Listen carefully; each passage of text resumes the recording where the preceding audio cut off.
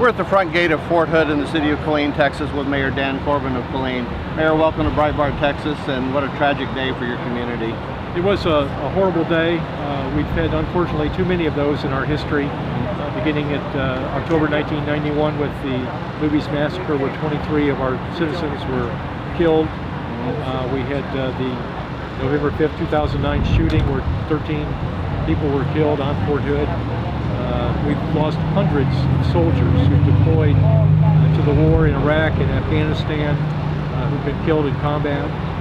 We've lost more soldiers deployed from Fort Hood than any other installation. So we've really carried more of the burden of the fighting than any other post.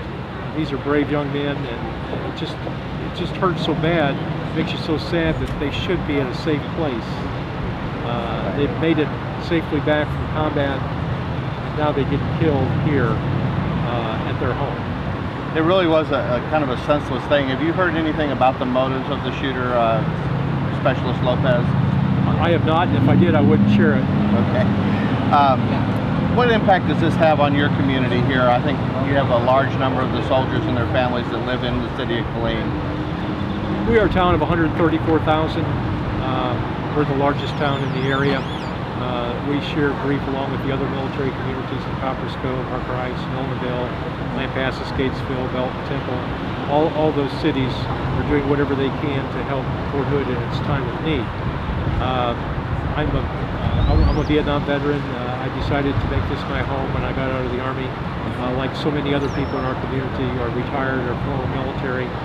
We not only sympathize with these soldiers, but we can empathize with them because we've walked a mile in their boots.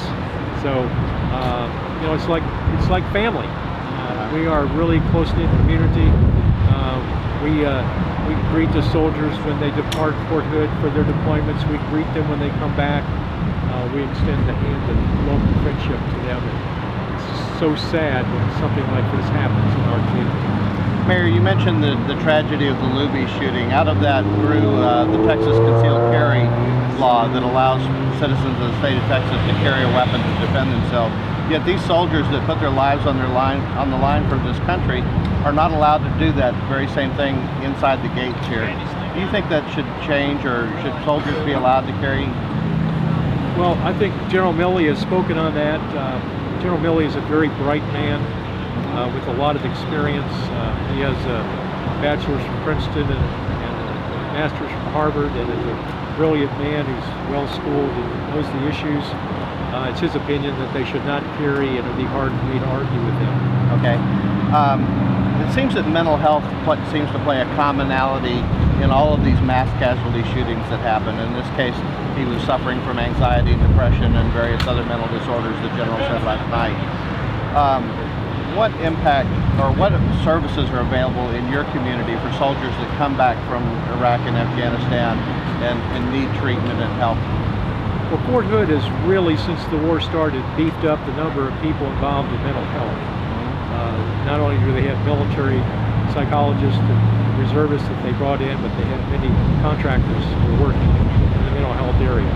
The Army encourages soldiers who are having any sort of relationship problems, whether or not it's not getting along with their spouse or their children or having anger issues, to seek treatment. And that's a good thing. The kind of people who join the military, that 1%er, they are kind of macho, and they think that might show a sign of weakness if they seek help for emotional problems. But the military has encouraged them, told them it will not affect their careers. Just like physical problems, they need to take care of their emotional and psychological problems. So the issue becomes, if at the very first moment that they seek treatment for anger issues, are they going to lose their handgun license? Are they going to lose the ability to buy a weapon? Are they going to turn in their weapons? That would be a disincentive that would keep them from seeking treatment. So it's a difficult issue for the military to struggle with. Fortunately, the people in the military make these decisions have a lot of sense, they have a lot of experience, they have a lot of intelligence. I know many of them, and they're great people. What kind of feedback are you getting from the people of your community? The same feedback that we get every time there's a tragedy. What can I do to help? The prayers will the churches will be open. There will be prayers. Right now, we need to pray for the speedy recovery of those who have been injured, and we need to pray that the Lord will give comfort to those who've lost their loved ones. Mayor, thank you for the time. I know there's a lot of other people waiting to talk to you here. We appreciate you taking the time to talk to Breitbart, Texas this morning, and good luck as you move through this great tragedy.